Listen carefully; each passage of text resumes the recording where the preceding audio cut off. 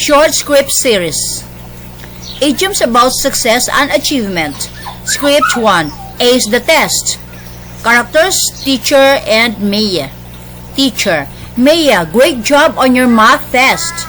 Maya. Thank you, ma'am. I studied every night. Teacher, you really aced the test. Maya. I'm so happy. Script 2. Dream come true. Characters, Anna and Rose. Anna. Congratulations on your new bakery. Rose. Thank you. Opening this shop is a dream come true. Anna. Your cakes are amazing. Rose. I work very hard for this. Script 3. Go the extra mile. Characters, Coach and Ben. Coach. Ben, you practice longer today. Ben. Yes, Coach, I want to improve. Coach, I can see that. You always go the extra mile. Ben, thank you. I want our team to win. Script 4. Climb the ladder.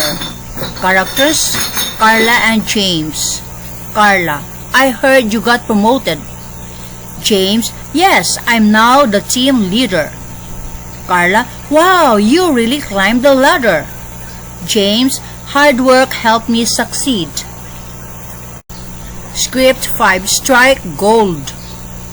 Characters, Leo and Nina. Leo, our online store is becoming popular. Nina, really? That's wonderful. Leo, yes, I think we finally struck gold. Nina, your ideas are very creative. Script 6. Make a name for yourself. Characters, Mom and Ella. Mom, your painting is beautiful, Ella. Ella, thank you, Mom. Mom, one day you will make a name for yourself as an artist. I hope so. I love painting. Script 7. Reach the top.